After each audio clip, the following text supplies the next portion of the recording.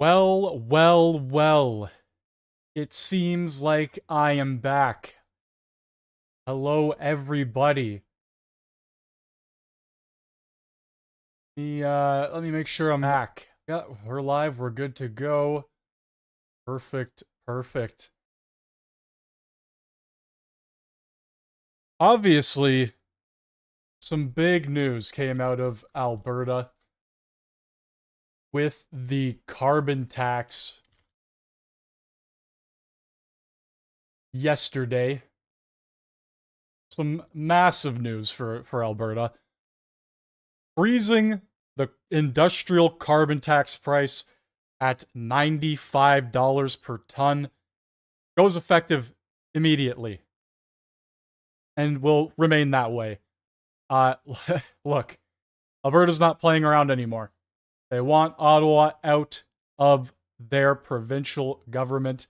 They do not want any interference to the level that has happened over the past 10 years, and they are putting their foot down and they are making it known. Now, obviously, on top of this, the separation talks have been heating up and getting more and more heated as time goes on. We just saw the group yesterday that is pushing this referendum forward come out with the official question.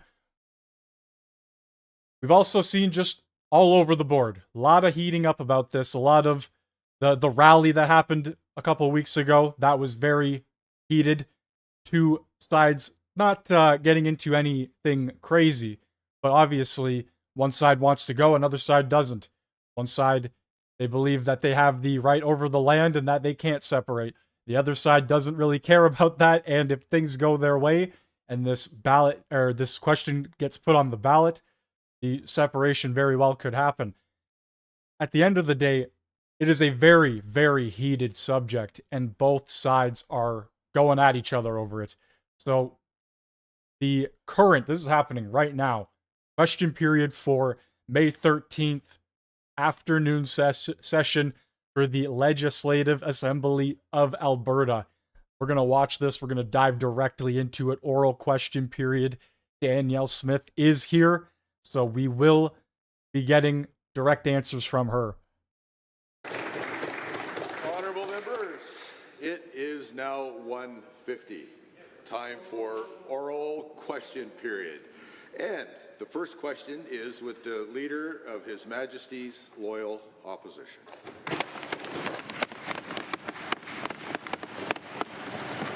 Congratulations to you, Mr. Speaker. The UCP government's flirtations with separatism are dangerous. The Premier fanned the flames, and now some of her own team and party want out of Canada. And the Alberta Prosperity Project folks have revealed their proposed referendum question. The Premier told Albertans such a question must uphold and honour Treaties 6, 7, and 8. Their proposed referendum question does no such thing.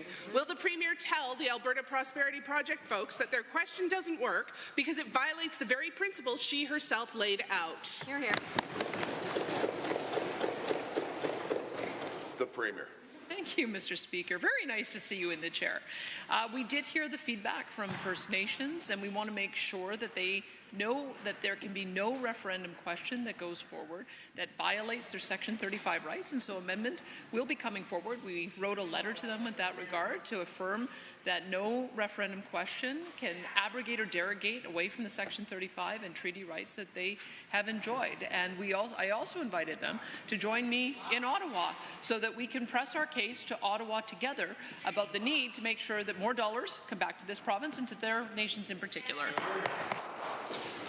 The Honourable Leader of the Official Opposition. Mr. Speaker, I'm curious if the letter was in response to First Nations or to the Alberta Prosperity Project, folks that she knows very well. Right. Last week, she even invited their leader, Mitch Sylvester, to share a stage with her at a fundraiser. But when asked to defend Canada at that fundraiser, she couldn't even get the room to support her. There were boos for the Premier and for Canada at the fundraiser of the UCP. This is what happens when you invite separatists into your political tent. While the Premier cozies up to separatists, why should the vast majority of Albertans who would prefer not to break up Canada trust this Premier? Hear, hear. The Honourable Premier. Thank you, Mr. Speaker. as I said, we have to have room for all voices in important discussions. That's what a citizen-initiated referenda is all about. And we're not going to stoop to the level of the members opposite of demonizing one particular portion of society. We think that this is a constructive debate that can be had if all sides respect each other. I think we have to understand why people are so frustrated with Ottawa, and it's because with the help of their NDP allies, they have continued to pummel this province with bad law after bad law, and we have not seen any change of course, and we certainly hope to, Mr. Speaker. That's what I'm working towards. The Leader of the Official Opposition.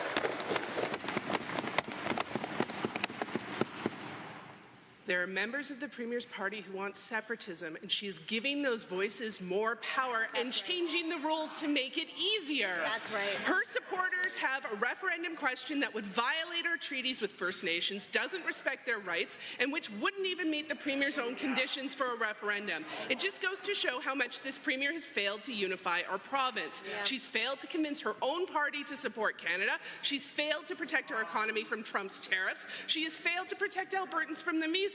Will the Premier admit she is not up to this job? Yeah. Mr. Speaker, well, I think we certainly helped unify this province against the NDP that only got 6.5% of the vote in the last election. And that is because their failed ideology, which was expressed time and time again in support of their federal masters, came through with policies that damaged our economy, whether it was net zero power regs or emissions caps or an inability to build pipeline infrastructure, the ban of tankers off the West Coast. It was their bad policies that turned the tide against them. What I see is that Alberta wants a new deal with Ottawa, and that's what I'm going to work on delivering, Mr. Speaker. Second set of questions, the Honourable Leader of His Majesty. Mr. Speaker, 1 million Albertans don't have a family doctor. Schools are bursting at the seams. Families are barely getting by living paycheck to paycheck. So what is this Premier working on? Is it a better healthcare system? Nope. She's brought in corrupt care, massive amounts of taxpayer money on bloated contracts. Is it better funded schools? No. We still have the lowest per funding student ratio in all of North America. Is it good jobs? Nope. Youth unemployment is skyrocketing. When Albertans need real competent leadership, why is the Premier only concerned with dividing our country? The Honourable Premier. Well, Mr. Speaker, I can tell you why it is we needed to have more hands on AHS. We've just done a full analysis of how much it costs to deliver surgeries at every single hospital for every single procedure. And I can tell you with great confidence, Mr. Speaker, that the former CEO of AHS was dead wrong when she tried to tell the world that it was $4,400 to do a knee replacement or a hip replacement. Mr. Speaker, this is the reason why we needed to get in there. We need to have a line of sight on exactly how much is being spent at each hospital on each procedure, and I'm looking forward to sharing that information with the public so that we can ensure that we get the best value for taxpayer dollars. The Honourable Member from Old Tisbury Three Hills will come to order.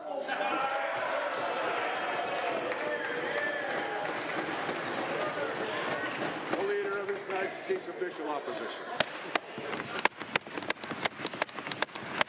Mr. Speaker, the Premier should be laser-focused on creating an economy where everyone can thrive. Instead, she is spending all her time talking about separatism. Yep. And when it comes to jobs, the Premier has completely failed. Youth unemployment is the highest in the country. Yeah. Since she's been Premier, she has doubled youth unemployment for men. Wow. Young people are struggling to build their careers here. So what is the Premier's focus? Why, separating our country, of course. Mm-hmm. Why has separatism distracted the Premier for creating good jobs for young people? Yeah. The Honourable Premier. Mr. Speaker, it's the members opposite who keep talking about separatism. On this side, we keep talking about how we want to get a new deal with Ottawa, how we want to make sure that we remove the 9 bad pieces of legislation that are impacting investment. You know what the best way to get a job is to make sure that we have an investment climate that attracts the wealth creators and the job creators so those young people can get jobs, Mr. Speaker. And we're doing incredibly well because under them, all we had was consecutive reductions in jobs being created, people leaving the province. Just last month, we had 15,000 new jobs created, Mr. Speaker. That is a sign of success. The Leader of His Majesty's Loyal Opposition. Mr. Speaker, do you know what deters investment climate? Uncertainty and separatism. That's right. And the gains that this government has seen didn't make up for the losses 2 months. Honourable members, we'd like to hear the question, and then we'd like to hear the answer. Please continue with the question. This UCP government has done nothing but lose jobs. The Premier should be creating good jobs, should be bringing prosperity to the province, but now unemployment for young men has reached over 20%. 1 in 5 young men cannot find work here in Alberta, and they are making it worse by dancing with separatists, Mr. Speaker. Instead of creating good jobs and fostering an economy that works for everyone, why is the Premier distracted from doing her job? Year over year, 50,000 jobs have been created. They did not have a job creation record that they could boast of. Well, in fact, Mr. Speaker, I can tell you they keep on asking for increases in minimum wage. And on this side, we have said that minimum wage increases only hurt those who want to get their first job. So it seems to me they're coming into alignment with us. We agree that youth unemployment is a problem. That's why we have invested in apprenticeship programs. We're investing in dual credit. We have more collegiate programs. We want to attach young people to those very first skilled jobs that are in the trades and professions from the very earliest grades, and we look forward to getting the members opposite to support us in that. The Honourable Leader of His Majesty's Loyal Opposition. Mr. Speaker, record unemployment for young men in this province because this government is distracted by separatism and corrupt care. The Premier says she sees no problem with her Minister of Justice being a longtime friend and family member of the businessman at the centre of the corrupt care scandal. She didn't know about it until last week, but she says there's no conflict of interest. This is the same Premier who was found to have violated the Conflict of Interest Act herself. That's right. Why is the Premier continuing to pretend she cannot see the obvious and dangerous perception of conflict here? We're not sure why the members opposite can't see the obvious difference that took place when we got elected versus when they were elected, when they had quarter after quarter of out-migration. In our province, we have had quarter after quarter of in-migration, including 18,000 young people coming to this province because of the opportunity. In fact, Mr. Speaker, we just surpassed 5 million population yesterday. People wouldn't move here if they didn't think there was opportunity and jobs, Mr. Speaker. They left because of them. They're coming back because of our policies. The Leader of the Opposition is extremely emotional. That's just how they always are. It's very embarrassing. No composure, can't keep themselves together. She just screams all the time.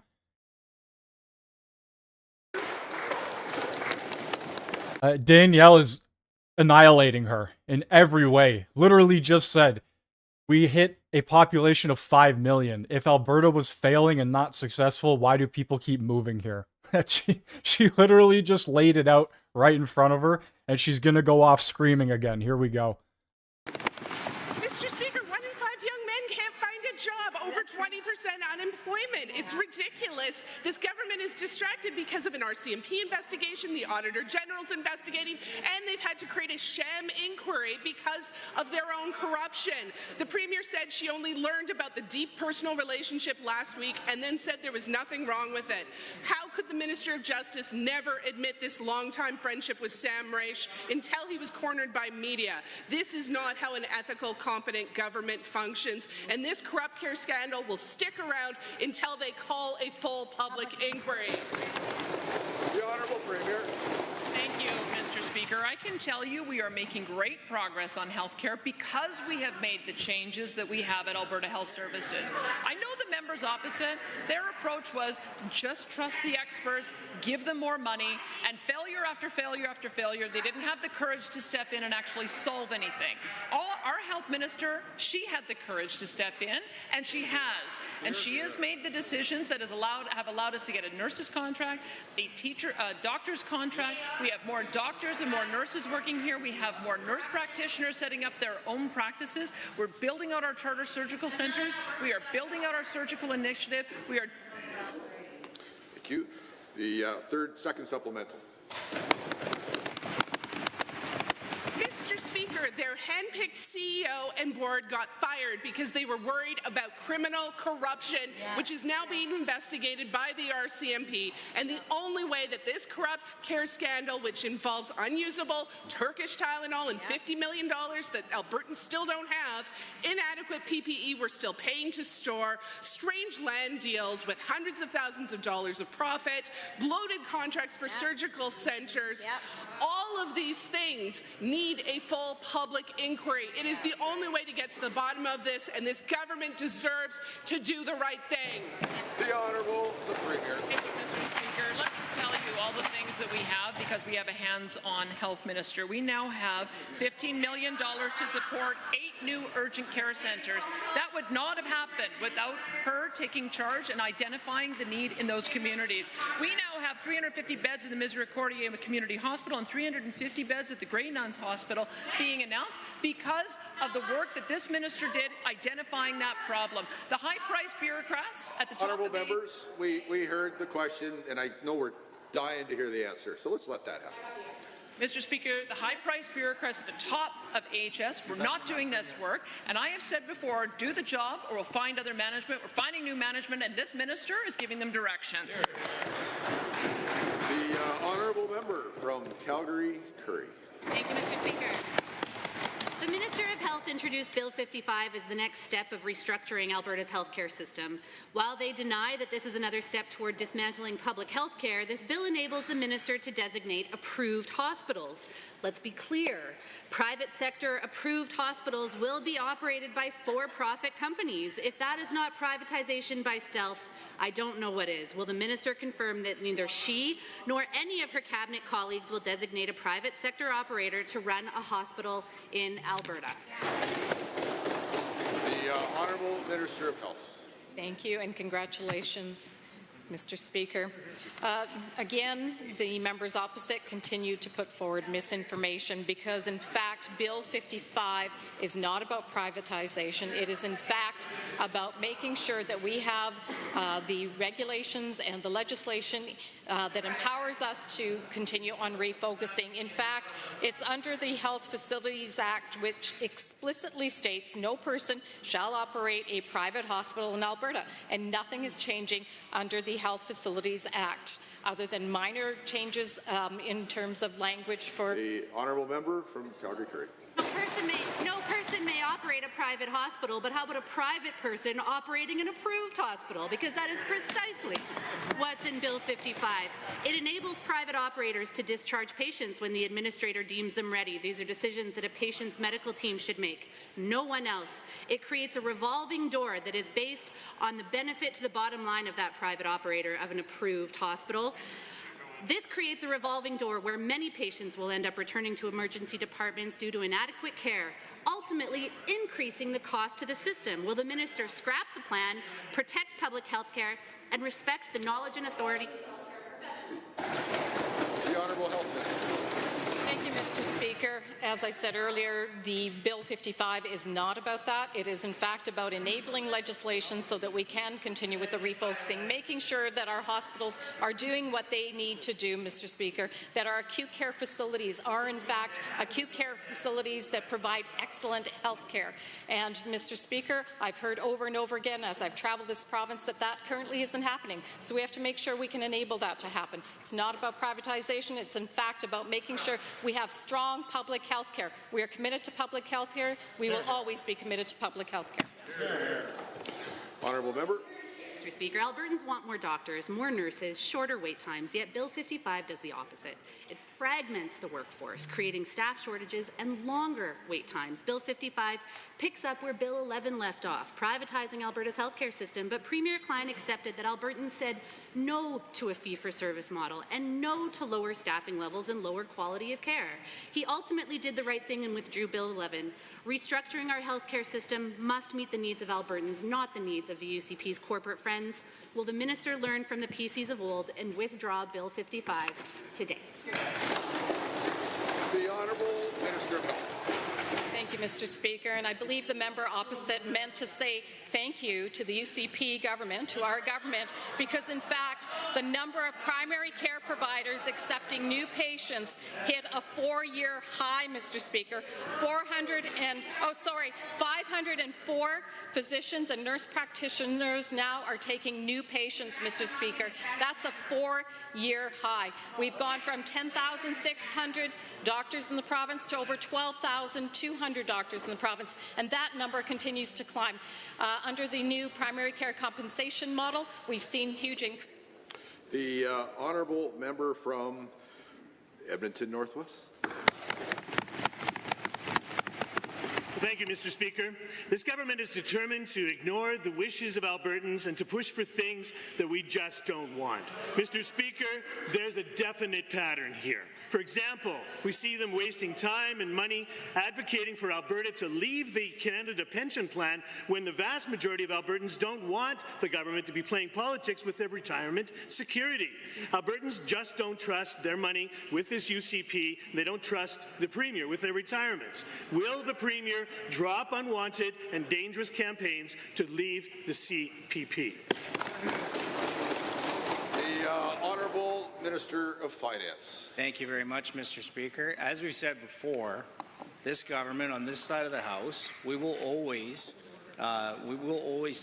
pursue and have conversations about things that can make life better for Albertans. When we had the LifeWorks report in our hands, it showed the potential for a $5 billion annual difference in contributions for Alberta people, Alberta businesses. It would not be responsible of us not to consider that in the public sphere. As I've told the members opposite, we haven't done anything with that. We didn't get a strong mandate from Albertans. The honourable member. Well, Mr. Speaker, given that the Albertans simply do not want this UCP to be selling off our public hospitals in the province, given this is a blatant grab for more power, has resulted in longer wait times for surgery, chasing away doctors and nurses, Albertans want their public health care to be there when they need it for themselves and for their families. Why does this government seem compelled to pursue what very suspiciously looks like American two-tier private health care? Point of order is noted. And the Honourable Minister of Health. Thank you, Mr. Speaker. And in fact, the members opposite once again are incorrect because, as I said earlier, we've seen a 4-year high in the number of family practitioners and nurse practitioners that have come to. I don't think anybody pays attention to what the NDP have to say. And to be honest, nobody should at this point. After everything that's happened over the past 5 years or so with the coalition, the NDP, Jagmeet, Trudeau, Liberal coalition, Jagmeet has ran that party into the ground, and quite frankly, I do not care about anything they have to say. Not a single word that comes out of any of those members' mouths. I just don't care. And that goes provincially, federally, across the board, the NDP. They just create more problems than they fix, and they're just a massive speed bump in progress. To the province, that means for Calgary a 400% increase in providers that are accepting new patients. In Edmonton, 180% increase accepting new patients. Mr. Speaker, we're going to continue to make sure that we provide excellent health care for every person in Alberta right across the whole province. The Honourable Member from Edmonton Northwest. Well, Mr. Speaker, given that instead of focusing on Albertans' priorities like good jobs, good public health care, making sure we have our Canada Pension Plan for us when we need it, and given that this government's shocking decision to pursue provincial police force, provincial pension plan, American two-tier private health care, referendum on separation, isn't it time that this UCP government came clear about their intentions to encourage Alberta to separate from Canada? The Honourable Minister of Finance. Mr. Speaker, that question was absolutely ridiculous. They should think about, you know, their political allegiances in this country, the government that they've propped up for the last 4 years, that has brought in punitive policies to Alberta and not put us in a place where we can grow our economy for now and in the future. Now, I'm cautiously optimistic about the new Prime Minister. He's saying the right things. He knows that this isn't about groveling, about fighting over the pieces of the pie. They're saying they want to grow the pie. That involves Alberta if they're going to grow it for Canada. The honourable member from Livingston McLeod. Mr. Speaker, in Alberta, more than half of all women have experienced physical or sexual violence at some point in their lives. This is a difficult and often uncomfortable topic, but it's one that must be confronted. Alberta's strategy to end gender-based violence is helping bring this painful reality into the open. Awareness and exposure are two powerful tools we can utilize to help change this reality. To the Minister of Arts, Culture and Status of Women, how is this strategy ensuring Albertans understand what gender-based violence looks like and how to support those impacted? Good question. The Honourable Minister of Status of Women, and help me out. Arts and Culture. Arts and Culture. Thank you, Mr. Speaker, and thank you to the member for that question. The Alberta-made strategy to end gender-based violence ensures awareness, prevention, early intervention, crisis and long-term supports and resources are targeted and accessible when and where survivors need them most. Our government is taking a community-based approach to raise awareness among all Albertans and foster a culture of accountability and collective responsibility. Targeted actions such as access to education and resources for survivors, bystanders, professionals, and men and boys to help change harmful behaviours. The Honourable Member. Mr. Speaker, given that this strategy highlights forms of gender-based violence that are often overlooked, financial abuse, brutal control, online exploitation, and workplace harassment, and given that these lesser-known forms contribute to significant underreporting and misunderstanding of what gender-based violence truly entails, we know that public safety campaigns are amongst the most effective tools for raising awareness. To the Minister of Public Safety and Emergency Services, what immediate steps will the strategy take to end gender-based violence and to raise awareness to promote safety to all Albertans? The Honourable Minister of Public Safety. Mr. Speaker, and I thank the member for the question. Of course, public safety does play a very critical role in the approach to preventing and responding to gender-based violence and supporting victims. We all know, Mr. Speaker, that the NDP supported Bill C-75, which broke the bail system, resulting in us having to take additional steps in order to protect domestic violence victims and victims of domestic violence through, of course, our ankle bracelet program, and we're going to continue to do that in order to support victims of domestic violence. Honourable Member. Mr. Speaker, given we know that preventing gender-based violence doesn't begin in moments of crisis, it begins in our classrooms, our communities, and everyday conversations. Gender-based violence is rooted in long-standing cultural norms and power imbalances. Real prevention means shifting the culture that allows it to exist at all. To the Minister of Children and Family Services, how is Alberta's 10-year strategy to end gender-based violence promoting education, mentorship, and prevention that help everyone understand their role in this strategy? The Minister of Children and Family Services. Yes, thank you very much, Mr. Speaker, and congratulations to you in your new role. And thank you to that member for that great question regarding gender-based violence here in the province. And Mr. Speaker, gender-based violence affects not just men and women, but affects the entire family unit. And that's why, as part of the Ministry of Children and Family Services, we continue to invest in family resource networks, and these help provide children and families the resources and the training and the tools so that they can lead healthy and resilient lives. As well, Mr. Speaker, as Ministry of Children and Family Services, we invest in domestic violence prevention programs to the tune of $9 million every year, Mr. Speaker. The Honourable Member from Edmonton-Décourt. Thank you, Mr. Speaker. Alberta is facing the fastest growing measles outbreak in the country with a total of over 365 cases. That is 6 times more cases than the rest of Western Canada. Experts attribute to this outbreak to low vaccination rates resulting from misinformation. Having watched the Minister's response on the measles outbreak, I have noticed a consistent avoidance of the term vaccination. Why don't the Minister of Health explicitly promote vaccinations as the primary defense against the measles outbreak? The Honourable Minister of Health. Thank you, Mr. Speaker, and I believe the member opposite has not been listening, nor have they been watching the news or taking part in any of the former media avails that we've had. In fact, Mr. Speaker, we have been consistently saying that immunization, vaccination is the key to protecting oneself and protecting one's children. In fact, Mr. Speaker, because of the great work that's been happening by our medical officers of health and all of the health workforce, we have seen since the last week alone in the South Zone, we're seeing a 150% increase in measles. The honourable member.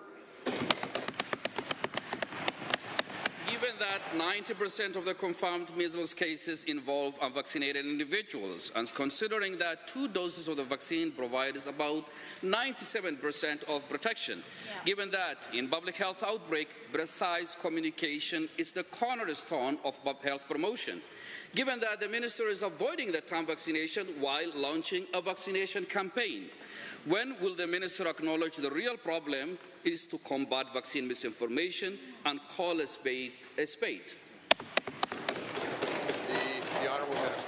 Thank you, Mr. Speaker. And in fact, we are increasing and ramping up our already robust information strategy for across the province. In fact, Mr. Speaker, our campaign has now translated into over 14 languages so that we can reach more Albertans, particularly those that are under-immunized or unimmunized. We have added French, Chinese, Punjabi, Spanish, Ukrainian, Urdu, Tagalog.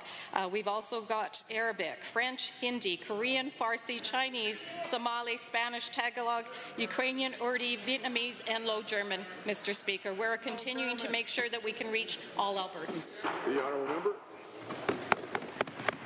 Given the alarming rise in measles cases, particularly among children under 5, and the critical role of clear communication with the principles of public health promotion, given that only 71% of 7-year-olds were up to date with 2 doses of vaccines, that is far below 95% threshold needed for population-level protection.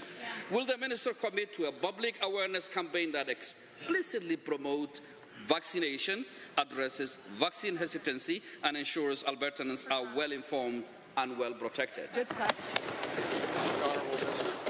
Mr. Speaker, again, we already have. We have from the very beginning. Mr. Speaker, one of the first articles post the first cases coming out was indicating that the health minister is ensuring that everybody has the information on measles and that it is an issue.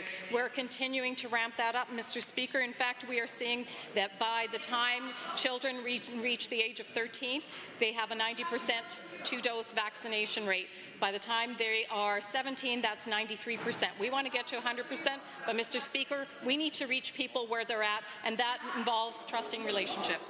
The honourable member from Airdrie Cochrane. Mr. Speaker, in November of 2024, the Access to Information Act was introduced in this House. Criticisms included undermining transparency and weakening of public access to information. One such critic was the Information and Privacy Commissioner, who used phrases such as highly problematic, significantly degrades openness, and could have significant implications for holding government to account to describe her concerns. To the Minister of Service Alberta, if transparency keeps politicians in check, would you agree that less disclosure erodes public trust? The honourable member for Minister for Service Alberta. Thank you, Mr. Speaker. Yeah, I'm proud to say we brought forward some legislation in the fall, modernizing the FOIP legislation. As you may recall, the last time we amended the FOIP legislation, we could have done it on Windows 95. That's how old it was, Mr. Speaker. So we brought forward some amendments, we modernized it, and we also brought in something I'm particularly proud of, and that's proactive disclosure. We know that Albertans will proactively will request certain information from public bodies. Why wait till they ask for it? Let's publicly disclose it. Mr. Speaker, there is no light between us and the rest of the provinces when it comes to our FOIP legislation. Here. Airdrie Cochrane. Mr. Speaker, given changes in the Access to Information Act, greatly expanded exemptions for politicians, made it easier to disregard FOIP requests, altered timelines and allowed for infinite 30-day delays, limited access to electronic data, and removed the Commissioner's ability to compel records or hear appeals. And given the Trudeau government was accused of abuse of power for similar changes, to the Minister, those that operate behind closed doors often have something to hide. Is this government trying to hide something? The honourable member, or Minister for Service Alberta and Red Tape Reduction. Thank you, Mr. Speaker. As I said, we were updating the FOIP legislation just simply to reflect new technologies. Now, we recognize that Albertans want access to information, and that's what we provide. But let's be clear, Mr. Speaker, FOIP has always been about access to government documents, not political conversations. But we will always protect Albertans' rights to access government documents. Here. Honourable member. Mr. Speaker, given this UCP government was critical of Trudeau, and deservedly so, and given the Liberals were accused of corruption, ethics breaches, conflicts of interest violations, and secrecy related to access to information, and given lack of transparency creates conditions for insider deals, cronyism, and entitlement, leading to an undermining of democracy, and given this UCP government is showing its wear, to the Premier, was Bill 34 motivated by a fear of sensitive information harmful to government being publicly revealed? The Honourable Minister. Speaker, our motivation to update FOIP simply came the fact that it was old. At the time we last amended the FOIP legislation, Mr. Speaker, we could not have anticipated artificial intelligence, social media, things such as that. So we had to update the legislation. But I will say this, there is no light between that minister and ourselves when it comes to openness and transparency. And in fact, that's why we came up with the proactive disclosure process, Mr. Speaker. We know that Albertans will request certain information from their public bodies. Why make them line up and pay $20 to request the information? We're going to proactively disclose it. Honourable member.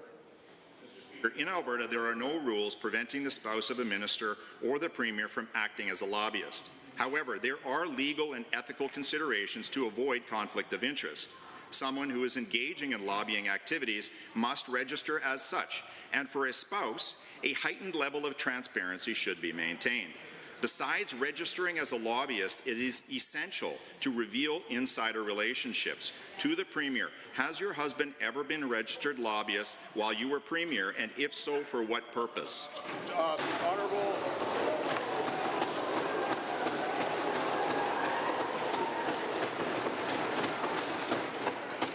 Honourable member, I'm not sure that's about government policy, but the Premier can answer the question if she chooses to. I've been tired of the rumors and innuendo and slander against my family that I've been hearing about for months. My husband owns a restaurant. He has never, ever been registered as a lobbyist because he has never, ever lobbied any government, including ours, and I would ask for the innuendo and the slander to stop. Damn.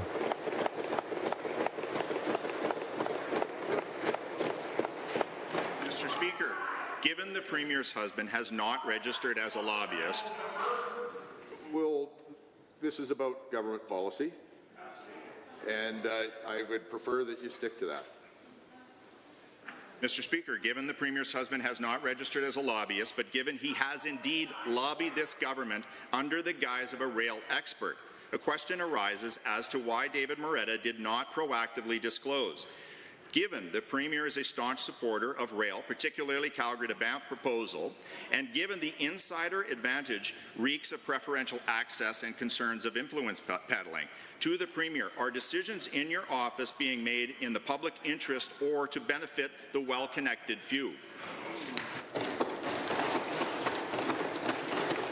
The Honourable Government House Leader. Mr. Speaker, I'm actually at a bit of a loss of words. Disgusting. I find the nature of that question absolutely repugnant and disgusting. That the member, a former member of the government caucus, a former minister of the Crown, would use this time in question period to malign the Premier's husband. A member who does not sit in this chamber. There is a long-standing principle that we do not attack members who cannot defend themselves, And I find this line of questioning out of order and disgusting, and the member should apologize immediately. I will say, honourable member, you need to ask questions about government policy, and do be cautious of attacking persons that aren't here. No apology forthcoming, because as Minister... Member, you will be cautious or you'll lose your question. As Minister of Infrastructure, I was invited to attend a meeting with David Moretta about Banff Rail.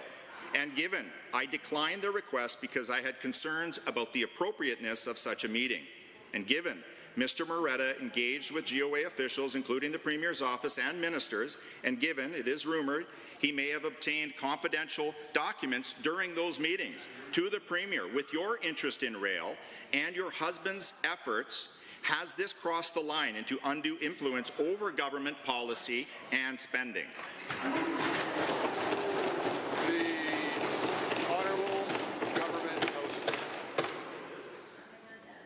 Mr. Speaker, again, I repeat my previous answer that I find this line of questioning completely out of line, completely disgusting, attacking a member who does not sit in this chamber. The Premier has been very clear on the nature of the relationship.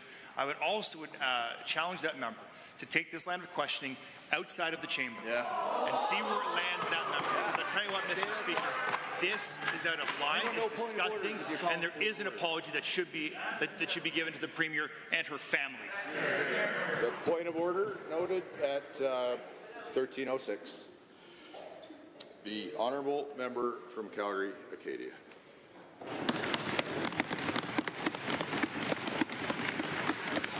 Last week, Red Deer Polytech released their annual child abuse trends report, and it has horrendous results.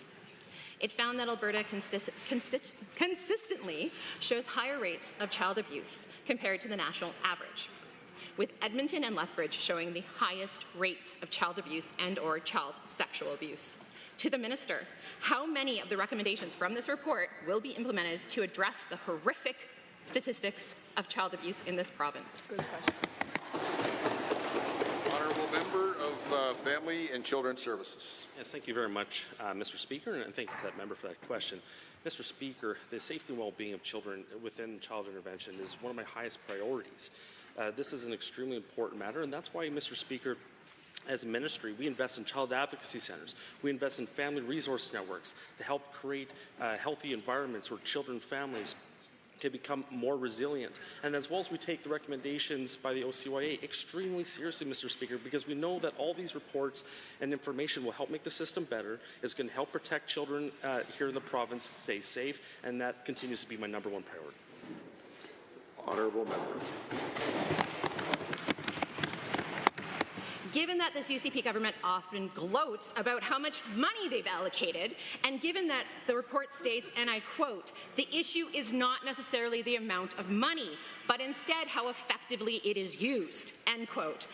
How can this government be proud of the work they have done when they're just throwing money at the problem without providing substantial and effective solutions? Honourable member of Family and Children's Services. Yes, thank you very much, Mr. Speaker. Mr. Speaker, as a ministry, we look forward to continue to work with stakeholders in every corner of this province. These are stakeholders, Mr. Speaker, that look after vulnerable and complex children, that have decades of experience looking after some of the most vulnerable children here in this province, Mr. Speaker. And we take their feedback extremely seriously because we know collectively the feedback will help improve the system and help look after these incredibly vulnerable and complex children that need some additional help. Honourable member. Given that some of Alberta's most vulnerable populations are at risk of abuse, 44% of First Nations and 38% of Métis individuals reported experiencing abuse. And given that 40% of people with disabilities reported experiencing abuse, and given that 22% of youth reported experiencing physical and sexual abuse, to the Minister, how will this government effectively protect Alberta's most vulnerable and bring these horrific numbers down? The Minister of Children and Family Services. Yes, thank you very much, Mr. Speaker. And again, thank you to that member for that question. Mr. Speaker, ensuring that Indigenous children that are predominantly in care within the Ministry of Children and Family Services, ensuring that they're safe continues to be one of my highest priorities. That's why when I meet with Indigenous leaders throughout the entire province, we're always looking for additional ways that we can help support cultural planning and support family connections, and then enhance abilities for these amazing kids to have a strong basis of support. That's why we also invest in many Indigenous programming and services throughout the entire province, Mr. Speaker. Altogether, using a cross-ministerial approach, this is going to make a positive difference in a life. Honourable member from Fort Saskatchewan, Vegreville. Thank you, Mr. Speaker. I'd like to congratulate you also, Mr. Speaker. Farmers and ranchers have many unique stresses. These folks must also grapple with anxieties over how seeding and harvest will turn out. Their livelihood exists at the will of the weather. It is also very socially isolating. Farm equipment and fuel are often targets for theft. Also knowing that law enforcement is potentially too far away to help adds to the anxiety of everyday farming. All of these unique stressors can build up and create mental health challenges. To the Minister of Agriculture and Irrigation, what is our government doing to support the mental health of Alberta farmers and ranchers? The Honourable Minister of Agriculture. Thank you, Mr. Speaker, and to the member for such an important question. Farming and ranching can be very stressful. There are many factors producers cannot control, extreme conditions like drought, volatile markets, disease, and more. However, farmers do not have to face it alone. Our government is here to support them. That's why we provide grants to several organizations that work to provide agricultural-specific mental health resources, including AGNO, Alberta SPCA, and 4-H, so that every farm and ranch family can get the support they need. And Mr. Speaker, if there's farmers and ranchers out there suffering, I please hope they will reach out. Honourable member from Fort Saskatchewan. Thank you, Mr. Speaker. Given the importance of Alberta's farmers and ranchers to our food supply, communities, and economic prosperity, and given that this group also faces mental health challenges and the stigma surrounding mental health can still prevent people from seeking help, and given that in agricultural communities in rural Alberta, people are very familiar with each other and news travels fast, so maintaining discretion with mental health challenges is difficult. To the Minister of Mental Health and Addictions, what discrete options exist for Albertans looking to access mental health services? The Honourable Minister of Mental Health and Addictions. Well, thank you, Mr. Speaker. And before I answer those discrete options, I think we all need to, across both aisles of this House, say thank you to the farmers for providing food on our plate and roof overhead for their families. This province is built on agriculture. It is the watchword of this province. It will continue to be going forward, which is why we've invested millions of dollars into Counselling Alberta, which is same-day access, immediate to counselling services. You should never be ashamed if you're struggling with mental health challenges, whether it be rain or what happens to the inheritance of the farm. Farmers and ranchers go through a lot, and we should be there to support them, Mr. Speaker. Honourable member. Thank you, Mr. Speaker, and to the Minister.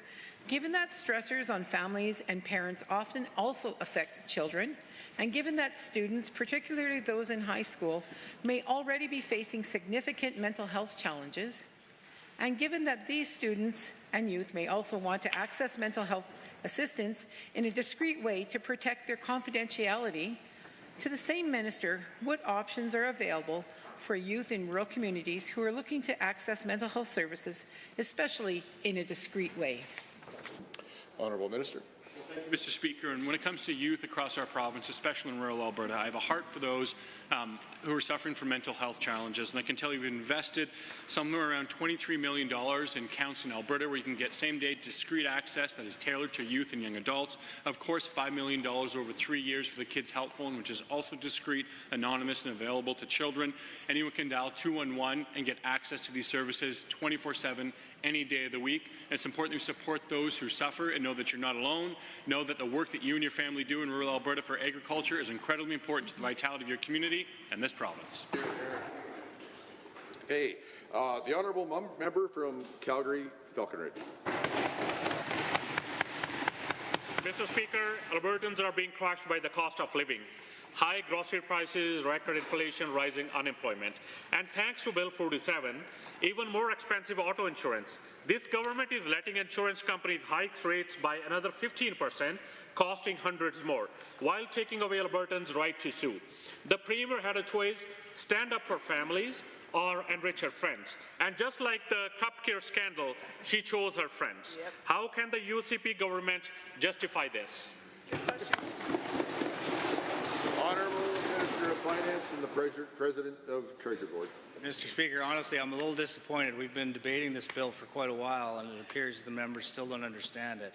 We are in our old system right now. You're not wrong. Second highest premiums in the country. You would think that there's a rationale and evidence that maybe something needs to change, like the system that we're in. That's what Bill 47 does. It sets up the framework to move to a care-first system. Albertans deserve that. We also, as you saw in Budget 2025, cut their taxes. You're not seeing that in many places around the country. We're doing what we can. The Minister of Affordability is still taking on the electricity file. Honourable member. Given that home insurance has doubled and auto insurance has quadrupled, and this government has the audacity to increase their own allowance at the same time, given that they can look Albertans in the eye and tell them there's no money for affordability relief, but plenty to pad their own pockets, it is disgusting. Why does this government say to families watching their bills explode while they lose protections with disastrous policy like Bill 47? Good question. Honourable Minister. Mr. Speaker, once again, I think the members opposite should think about, I know the mothership crashed here recently and you've had to have a convention to work out your own divorce from the mothership, but you've been part of this federal policy the last 4 years that has driven investment out of this country and this province, while on this side of the House, we've done everything that we can to create jobs in an outsized way in Confederation. I think the Minister of Jobs has said for 6 consecutive months we raised 90% of the private sector jobs in this country. We're doing what we can. Honourable member. Given that, to make matters worse, hardworking Albertans like taxi drivers, many of whom are newcomers and racialized workers, can't even get basic protections like coverage for hail, theft, or fire. Given these are essential workers trying to build a life, and this new bill pushes them further into hardship. Given that driving used to be a path to stability, but under this UCP government, it's becoming a dead end. How can this government justify ignoring these hardworking Albertans? We're not ignoring them. In fact, for the reasons you just mentioned, the reasons you're complaining about, that is why we're changing the system. There's not many levers for us. We don't control this, we regulate it. We regulate the profit provisions of the companies that are involved. But the important thing is that the levers that you have, the one big one is to take most of the litigation out of the system. And that's what we're doing. The delivery mechanism will stay the same. We think that this is what suits Alberta right now, as opposed to in BC, where they went a different way. They put $4.1 billion in taxpayer dollars into the system. The honourable member from. I don't think that NDP member knew what he was talking about, literally at all. I think he was just reading a script that was given to him. He had no idea what was going on there. That was brutal to watch. Just, wow. I know the NDP is an absolute joke on the federal level and the provincial level, but it just gets worse every single day for them. It really does. Calgary, Edgemont. While Albertans suffer, the UCP has shown where its true priorities lie. For 18 months, they've buried urgent action on gender-based violence under endless delays. Meanwhile, they've had plenty of time for corrupt scandals and finding new ways to waste taxpayer money on pet projects. This isn't just administrative incompetence. It's a deliberate choice to prioritize political allies over Alberta women experiencing violence. How does the minister explain to women seeking safety tonight that our government had time to go to trips to Mar-a-Lago over the last year and have shoveling papers to release a plan that will not help women today? The honourable member of Arts, Culture and the Status of Women. Wow, Mr. Speaker. No problem. Mr. Speaker, that question is such a shame and so embarrassing. Clearly, the member has not read the gender-based violence policy that we released today that consulted with over 500 survivors, stakeholders, community leaders, people in rural remote communities, people in the 2S LGBTQIA+ community, Indigenous peoples, 100 actions in this gender-based violence strategy, immediate actions, short-term, long-term, medium. Maybe she should try reading the policy before she asks her next question.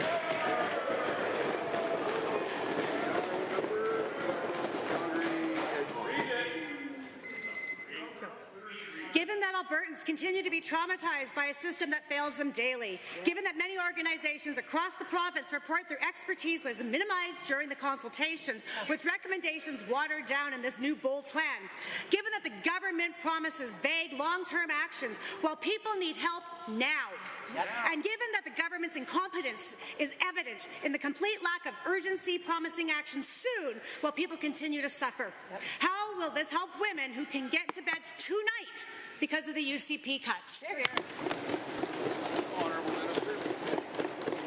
Mr. Speaker, clearly that member again hasn't read the strategy released today. We had dozens of stakeholders at our announcement who came up to me and the other ministers thanking us for what is the most comprehensive strategy released in Canada. This is in addition to the over $188 million this government spends annually across ministries supporting women and children. Shame on her. Honourable member.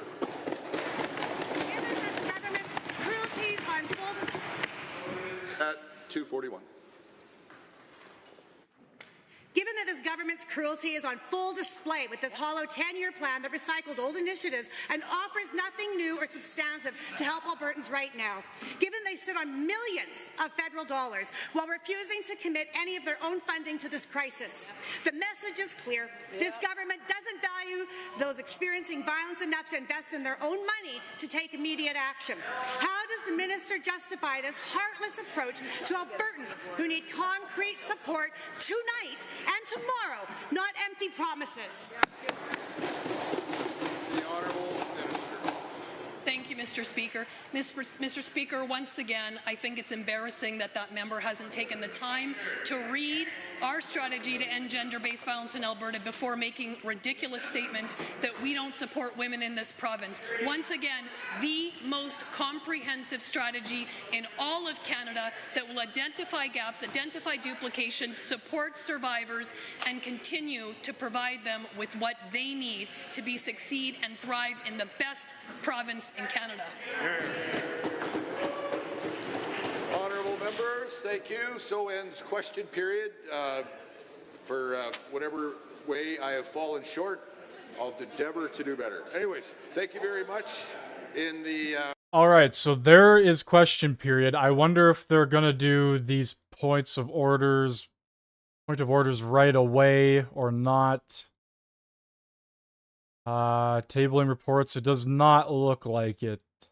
So, all right, everybody, that is gonna do it for the Legislative Assembly of Alberta for May 13th today, obviously. Thank you for joining. Hit that like button if you haven't yet. Hit that sub button if you are new. I will be live tomorrow for the NPC update. I will see you then. Take it easy, everybody.